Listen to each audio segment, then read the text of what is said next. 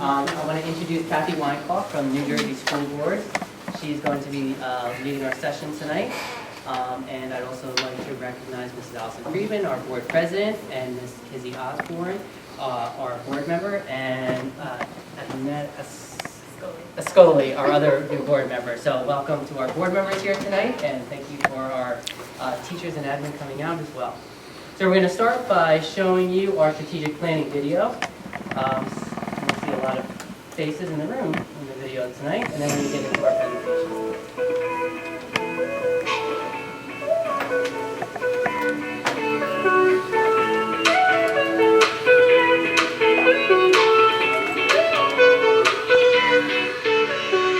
Hi, my name is Shiloh Wernicke, and I'm a junior at Mattawan Regional High School.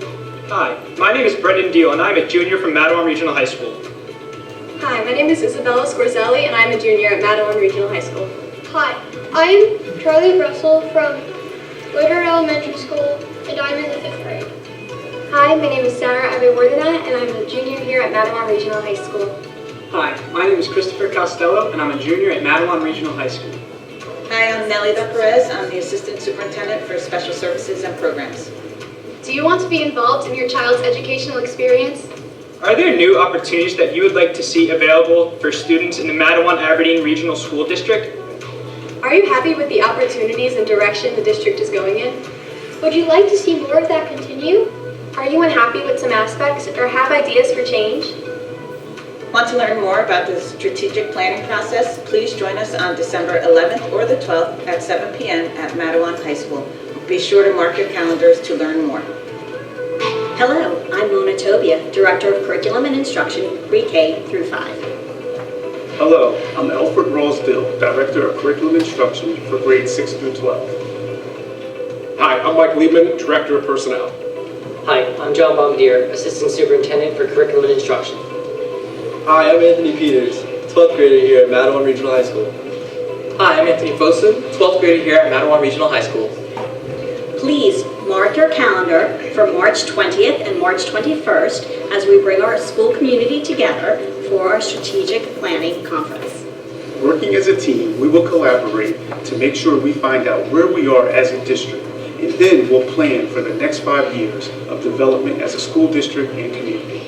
Tell your friends and neighbors about this process. Let's get some help for this important work.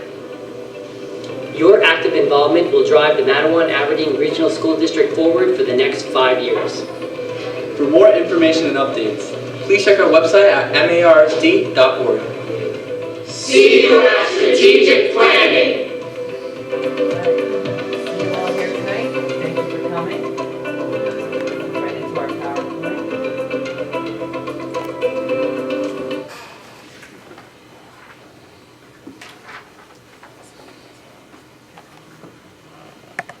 So they did this over the summer so that we could promote strategic planning through the district website so that people would get a better understanding of what we're doing.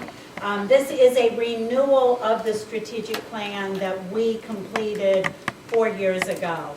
So we're really going to talk a little bit, if you weren't involved in that process, about what strategic planning is.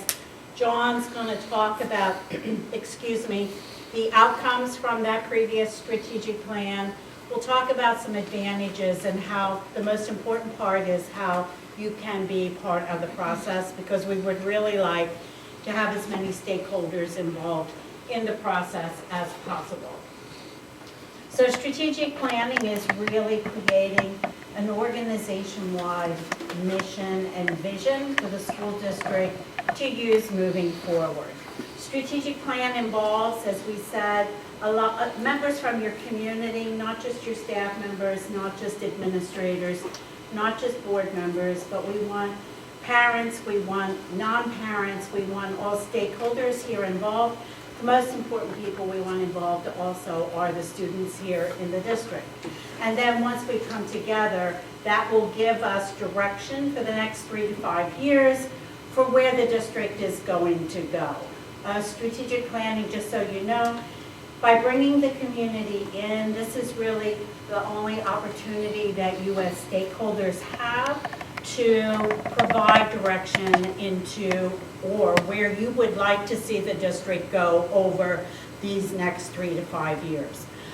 Your administrators move forward with this really quickly. Once we completed it the last time, we were anticipating that it was going to be a 5-year plan, but they've completed it. It will be completed here at the end of 4 years, which is why they are bringing you all together again to do the next iteration of that strategic plan. Strategic planning answers 3 big districts here, 3 big questions here in the district. First of all is where are we now? Then we do some exercises to get us where we want to be. And then finally, how we're going to get there. So we're going to start off with the where are we now? And I'm going to turn it over to John. So, thank you. So where are we now? These Board of Education goals are what were adopted at our June Board of Education meeting. So these are the current board goals for the 19-20 school year. And as you can see, goal number 1 is to engage in the strategic planning renewal process for 19-20. And this is the kickoff for that event. Last night was our first session. Tonight's our second community information session. And then you can see there each of the other goals that the board is working on for this current.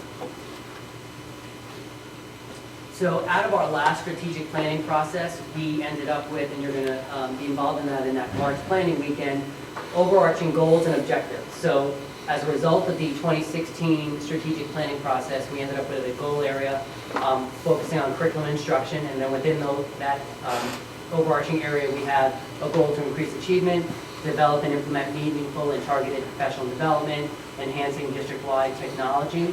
Then we have another area of culture and climate, and our goal there is to promote a positive, supportive, and safe school climate that embraces kindness, diversity, and individuality, and respect for all. Community involvement, which our goal is to increase parent and community involvement, and facilities and finance to explore cost-efficient methodologies to protect long-term investments and assets. So we're going to just give you a brief overview of some of the work that we've done over the last 4 years. So this is kind of, as Kathy just said, where we are now. In our last strategic planning process, we revised our district vision statement and our district mission statement. So this is the result of that strategic planning weekend. There was a lot of wordsmithing going back and forth between our parents, our students, our administration, because we really wanted to make sure that it encapsulates our true vision and mission. And as you can see there, our vision is that all of our students will become lifelong learners, critical thinkers, creative problem solvers, who ultimately achieve success and contribute to the society. And then our mission statement there, as you can see, we're focused on meeting and exceeding the New Jersey student learning standards and providing a safe and supportive environment where all students are inspired, empowered, and encouraged to maximize their unique potential. And you're going to see through some of the activities that we've done over the last 4 years how we have really strived to meet and embody the mission statement that we've identified. So the first objective was to provide students with greater access to rigorous coursework with an emphasis on research and creative problem solving. So as part of that weekend, we are going to develop goals and objectives. This objective here was identified, and some of the work that we've done included a new literacy framework, literacy by design, Wilson Foundations, participation in Grow New Jersey. We've adopted the NGSS, which are now our student learning standards, as some examples of rigorous coursework. Also under that same objective, we have new courses and academies, a race, class, and gender course here at the high school. We've brought in digital video and film production as a new course, a new introduction to digital media production, studio production. We've expanded our partnership with Brookdale and expanded our Spanish course offerings. The Global Humanities Academy, Performing Arts Academy, and Leadership Academy have all been established. And then also under that same objective, computer science and coding, we have new computer science course electives at the middle school, integration of computer science and coding, gizmos, online simulations, a new AP course here at the high school, AP computer science principles, a new engineering course, and a new molecular cell biology course that was brought in. We also partnered with Elevate Education to provide study skills, time management, and organization to our students at Lloyd Road, the middle school and high school. One of our objectives is looking at science instruction. Science instruction, we've implemented Project Lead the Way, automation and robotics. STEAM experience at MAMS, and now this year we are rolling out STEAM machines and STEAM circuitry. One of our objectives was to also provide time within the high school schedule to provide targeted academic support for identified students. So we were able to identify ELA and math foundational courses so we can provide supports during the school day for students that need additional remediation in math or literacy. Then we have another objective, implement interventions for struggling students to ensure mastery of foundation and basic skills, to reduce the number of students requiring remediation later in their academic career. We redesigned a new tiered system of supports. We presented out at the New Jersey Principal Supervisor Association on a tiered system. We've expanded our summer literacy program. Wilson Foundations is brought in. Linda Bell has been brought in, visualizing and verbalizing, which is a program to support reading comprehension. We brought in Orton Gillingham and trained our teachers in Orton Gillingham methodologies for phonics and phonemic awareness. We brought in Imagine Learning Online for our English language learners, Learning Ally for students, whether they have dyslexia or they need to hear the text read aloud.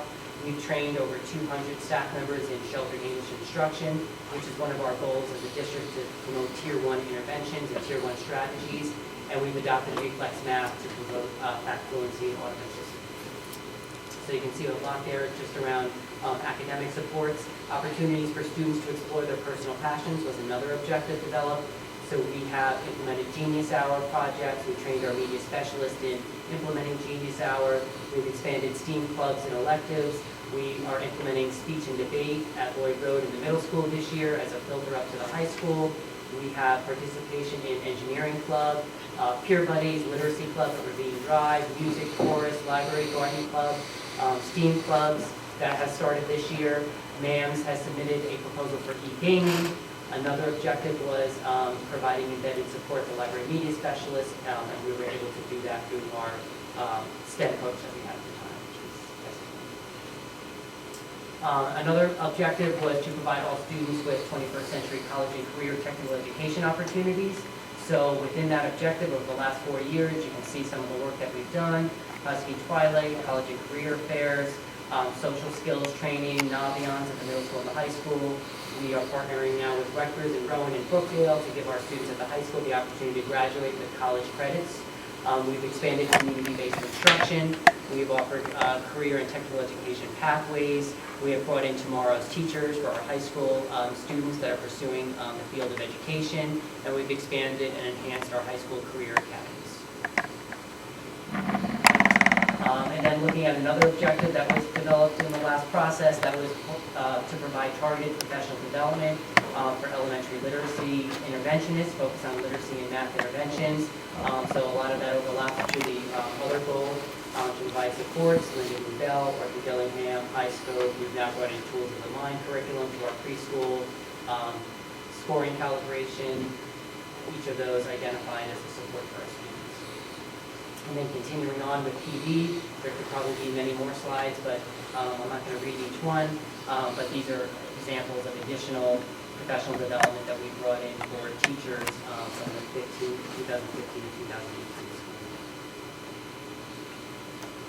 And one of the highlights is that the Regional PD Academy, we are a member of that. That allows us to send teachers out to workshops at no charge once you are a member, and they cover all topics from K to 12. So we've definitely been maximizing that workshop model in special education, making the workshop model work in special ed. And with care training, that's continuing this year, autism boot camps, and then a focus on social emotional learning, yoga, and then training for transportation and working with students with special needs. And then objective 6 was to provide PD and coaching on the utilization of Google Apps. So we've now migrated to our Google platform. We've provided, through a partnership with Rich Kuiper and the Monmouth County Curriculum Consortium, to provide PD for Google Level 1 and Google Level 2. So we have a number of teachers across the district that are now Google certified, Level 1 and Level 2, because of that PD. We formalized training and coaching supports. We have school-based technology teams. We were successful in our Future Ready, and we had 4 of our schools awarded bronze level Future Ready certification, and our other schools are now looking to pursue silver level certification. We transitioned to our parent portal online gradebook. Same thing with progress reports. Since everything is now online, we're able to eliminate progress reports through the online gradebook. We've implemented real time for all of our SGOs, PDPs, and evaluation. modules. And then looking at maintaining a healthy and healthy environment for our students, healthy and safe and supportive environment. You can see there updated handbooks, codes of conduct have been updated. We are working with Rutgers now to bring in restorative practices. We've done PD on culturally responsive pedagogy, power-solving curriculum, bucket fillers, school climate surveys have been implemented. A guidance plan has been updated. We partnered with the Child Assault Prevention Program, expansion of our therapy dog program, Peer Buddies, and our district head nurse to make sure that we have standardized medical practices and support programs. Relationships between students, educators, and the community. We're able to offer ESL classes to anyone in the community free of charge. Expanded school for work opportunities. We are members of the Central Jersey Consortium for Equity, the Kane University Diversity Council, the Mental Health Association of Monmouth County, Concerned Citizens, student internship opportunities, and continued participation in Mattawan and Aberdeen Day to publicize the great things happening in the district. Also along one of the objectives under culture and climate is to maintain an inclusive environment that celebrates differences and diversity. So along with that goal, we have partnered with NYU to establish a district-wide equity team. We're now in year 3 of that team, of that work. And now we have also partnered with Rutgers, as I mentioned earlier. School climate and culture teams have received professional development. Monmouth University has also been a source of PD through the CJCEE, and then specialized training and programs and supports as noted there as well. And then culture and climate continuing, we brought in this year daily mindfulness for all K-5. After lunch, students engage in mindfulness just to recalibrate and set themselves up for the afternoon. We have daily morning meetings in all K-5 classrooms to really talk about building relationships and fostering a culture and climate that's supportive, and really building those teacher and student relationships as well as the relationships between and among our students. The equity committee that I've spoken about, we have student equity leaders at our middle school and our high school. We partnered with YMCA to offer counseling services K-12. We partnered with the Mental Health Association to provide suicide awareness training. We're going to actually be having our renewal training next week with the Mental Health Association for Lifelines. We have partnered with Effective School Solutions to provide mental health and wellness services at the middle school and the high school. Peer Buddies, positive behavior support, and the continuation of the most. We have established a district-wide discipline committee last year that's continuing. As I mentioned, restorative practices. We have established a district-wide PTO, and then some of our additional memberships and collaboration with the parents and special people to strengthen district programs and services. And then additional community involvement. So one of our goals was to establish a parent university that would offer PD to parents on a wide array of topics. So you can see there are just some of the topics over the last 4 years that we were able to bring into the district to support our parents and our families. And once again, this goal is to establish community partnerships and internships. So through our community partnership with Monmouth and Rutgers and Brookdale, we were able to establish our Recovery High School, Keys Academy that we have on the campus to offer a place for not only for our students here, but it's open to now any student within Monmouth County, Ocean County that are dealing with substance abuse issues. They can get their education in high school, get their diploma, and the services are brought right to them. NA services, counseling, wellness, therapy, that's all part of the program. Central Health, Central Jersey Mental Health, and then Bell Labs, Community Career Fairs, and Summer Technology internships. Facilities and finance, we did a demographic study, we adopted a new transportation policy, we reviewed our transportation policy, hazardous routes, facility painting and flooring, hang tags for all of our staff, pest management plans, new playground at Cliffwood, multi-tiered radio systems are just some of the examples of what we've done around the area of facilities and transportation.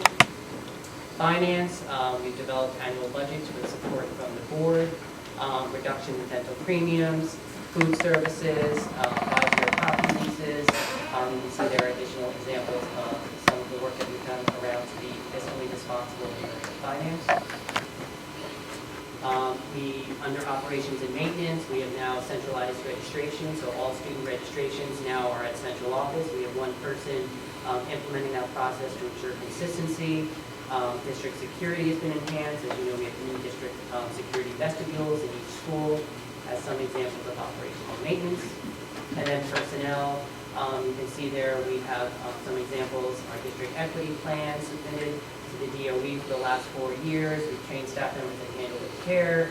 Source for teachers, we've strengthened to address daily fill rates. No place for hate. District position control roster has been established, and an updated district policy and regulation manual. So that's a little snapshot of what we've done in the last 4 years based on the goals and objectives of mission. So you can see we did a lot of work whenever we did the process the last time, because that's where all of this work came from. And the process that we're using this time will be no different than the last time. So we're going to talk a little bit about the advantages of strategic planning, and some of it is really looking at your school district and looking at how everything here gets directed by our organization-wide mission statement and vision statement. It really does increase communication between the district and your community, because we are bringing you in to participate in the process, but then the board and the superintendent are communicating back out on what we are accomplishing. As I said before, it really is the one opportunity that all of you as stakeholders have the ability to have direct input into where you would like to see the district go over the next 3 to 5 years. And for the board, it is an ongoing planning cycle, because they use this information to help drive their long-range facilities plan, for their technology plan, their equity plan, their curriculum cycle, and develop that long-range financial plan for the district. So it does bring it all together. And the biggest piece, at least for a lot of school districts here in Monmouth County, is really finding innovative and out-of-the-box ways to maximize our limited funding that we have here in the district. So we want to keep that program moving forward, but with the funding issues that we are having, we really do need to find ways to optimize those resources. So we put together a few questions to just get you to start thinking, because one of the reasons you may want to do strategic planning is your school enrollment changing? And I know from last evening and with working with the board over the summer when they did their retreat, there's a lot of developments coming online here. And so, we need to look and see, are those developments bringing children into the district, or are they those 55 and older people who are coming into your area, but they're not going to have children here in the school? And we need to be able to plan for that, whether it's an increase in enrollment or a decrease in enrollment. Some of it also is the makeup of your school population changing. Are we, having more students that have free and reduced lunches that are coming into district? Are we losing some of those students and our demographic is changing altogether? Are there more people in your community who don't have children? And believe it or not, those people are people like I refer to as people like me. And those people make up the majority of your population here in the district. You may not be aware of it, but in a lot of communities, the parents with children in districts, it tends to be a much smaller population than what we think. And then are there changes to family structure here within our school community also? Economics are always a big thing. Educational levels in your community changing. For districts here in Monmouth, the next question is really critical, is there competition for your public schools? Because Monmouth County is known, actually across the country, because some of our academies that we have here in Monmouth County are rated tops in the country. So they are competing and they want our kids, but we need to find ways to keep our kids here in our district. And then In addition to those academies that we have, are we as a school district, are we offering programs for our vocational kids who want to not go to college but want to leave school and move right into a career? So those are some reasons why we do strategic planning to help the district kind of plan for what we would like to see happen. So what we end up doing, and this is what we did the last time for where our goals and our action plans come from, is to bring all of you together, and we want you to dream big, we want you to set goals, and then take action and complete those goals that we really set. Components of strategic planning, it's really important for me to talk about the commitment up the side of the pyramid and across the bottom, because that really is the commitment of the Board of Education to ensure that the plan gets carried out. They're not to invite you in, ask you to help us plan, and then once you leave say, thank you very much, we're going to do what we want to do.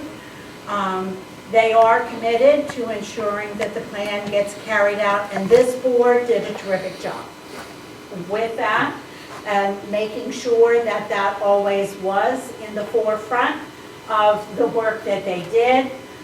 Information is going to come from, we're going to create 2 committees who are going to take 2 reports that were created from the last strategic plan. We created a State of the School and a State of the Community report, and that's going to be your starting point, and we're going to update those reports, because that information becomes our baseline for where we are starting this process this time.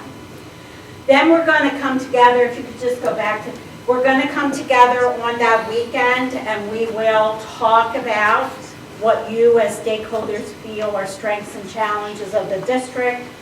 We will create a vision for your district, we'll establish goal areas, and then you'll have the opportunity to come up with some strategies to help accomplish those goals that we will end up with. And then what will happen is we will end Saturday afternoon at strategies, and then all of that information gets turned over to Dr. Micah and his administrative team so that they can develop the action plans to carry out those goals. So a successful plan really does talk, I did talk a little bit about accountability, and that is for the Board of Education to be accountable to you, the stakeholders, about the progress that's being completed towards this strategic plan. And oftentimes boards will do that by, go ahead, John, having an annual State of the Strategic Plan report done. And it can be something that is formal, that is done at a board meeting. It could be something put on the website under your strategic planning tab. Other things that boards will do is take their meeting agendas, and when they're approving items on their agenda, they are linking it directly to one of the strategic planning goals, so that you can see that the actions that the board is taking at their meeting is items that are tied to the strategic plan. And then having those updates at board meetings. So here is where we need your help in how can you all participate. So as I said before, we will, go ahead John, come up with these 2 reports, a State of the School report and a State of the Community report.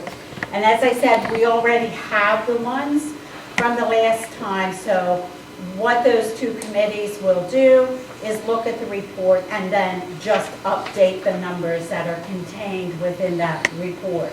And this will be the next step in our process. So the State of the School Committee, okay, you're going to come together, you'll look at that report, but that's an internal report. You're going to get all of that information here within the school district. And you'll look at the educational program technology, human resources, finance, facilities, and what your school and community relations are, and then bring that information all together so that this will be our baseline for our planning process. And then on the flip side, we'll have the State of the Community report. And this one will look at demographics and specifically reach out to the planning board to see, about these new homes coming on board, how many are there, what do they anticipate the effect will be of bringing them in on our school, and what we will have to plan for as a school community, talking about those different community factors, funding, and political environment. So once we have those done, then our next big thing after that will be our actual planning weekend, which will be on March 20th and 21st. And we start the evening with dinner, but then we start and get down to work. It sounds like a lot of time, but oftentimes what happens is people feel we're rushing through, but it's a lot of work that we need to get accomplished in that period of time. What I say to people also is sometimes it's really hard for us to commit for a whole weekend for the planning process. So if you can only come on Friday evening, I would say to you, please come. The flip side is also true. If you can't come Friday, but you can come Saturday, please come. But we would love it if you could participate in both sessions. After we have that weekend planning process and we turn those action plans over to the administrative team, what will happen is that the administrative team is going to create those action plans, and then once they get the action plans together, we're going to bring you all back so that you can see what those draft action plans look like to ensure that the action plans carry out the intent of all of our discussion at our weekend planning session. And then after we have that conference, I have a report that I type up, and then I will be delivering that to a board meeting in June. And then the how we get there, that really is our action plans that the administrative team will put together. And they will really have activities underneath those action plans.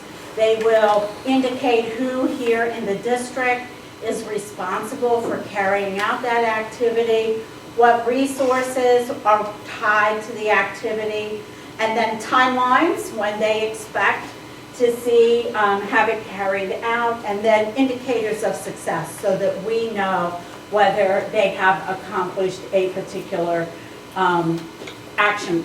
The other thing about the action plans is they're going to be spread out over that 3 to 5 year period, which will then help the board put together their budgets to ensure that they have the resources for those action items in a particular year's budget.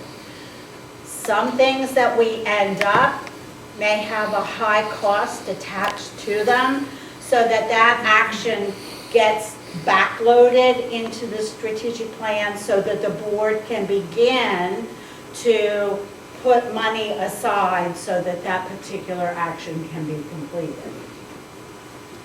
Our calendar, and if you have the volunteer form, the calendar for the process is on the flip side. When we come in next will be January 23rd, and I'm going to work with the state of the school and state of the community committees to train them and give them guidance on what they need to do moving forward. Our planning conference, as we mentioned, is March 20th and 21st. I always build a snow date into the calendar, because if I don't, then we can be guaranteed it will snow the weekend, so I always throw one in there. The admin team will create those action plans between March and May. The planning conference is the action plan review, so you can see that's on May 18th. And then I will be delivering the final strategic plan to the board on June 6th. And I would invite all of you to be there with me whenever I deliver the plan to the board. That's really the process. I don't know if anybody has any questions. Look at the forms. And if you can, fill out the form and leave it here so that we can begin to build our two committees and then have an idea of how many people we'll have for the planning process. And it's important also, I should mention, we are going to have staff members at the planning conference. We will have teachers at the planning conference, as well as board members and community members. And when we all come together, you all are on the same boat. You know, nobody is, you know, because you're an administrator, that makes you, you know, you have a little bit more to give than what our community members are. I just like everybody to be on the same foot as we move in so that we can have some real open and honest conversation. And we had a real successful planning process the last time that we were here. Jay, I don't know if you have anything that you would like to add? I would just like to encourage you to go out and talk to friends and other people in the community, because the more people that are involved in this process, ultimately the more successful it winds up being. We had a large turnout the last time we did this, so the more you can help get the word out, the better, because the more people that we have participating, it just lends itself to more robust conversations and ideas that, you know, come out that may not have come out if more people were not involved. So that's all that I would ask. So thank you. And we will have students there during our planning session. It's become more and more apparent to me as I go through this process how much the students bring, how much benefit they bring to our process. I like to tell people, I was a board member for 9 years. So as board members, we're making decisions at the board table that directly impact what's going on in the classroom and affects our students. But in the 9 years that I was a board member, we never once asked the students to give us feedback on, oh, how is this working? Is there something that we need to do that we're not doing? And I have found that if you really want to know what's going on in your schools, your kids are going to be the ones that are going to tell you. And I find it even more interesting that the ones that happen to be the most brutally honest are middle school kids, because there don't tend to be any filters there yet. So they pretty much tell it like it is. And I was involved in a strategic plan earlier this year where, you know, going into the process and listening to the conversations that are going on, you can kind of anticipate about what the goal areas are going to be and listening to the conversations. But I saw a group of 6th, 7th, and 8th graders change the conversation that the adults were having at the table, which in turn actually changed some of the goal areas that the district was going to move forward in. So we really, really want kids to be here and be involved in this process.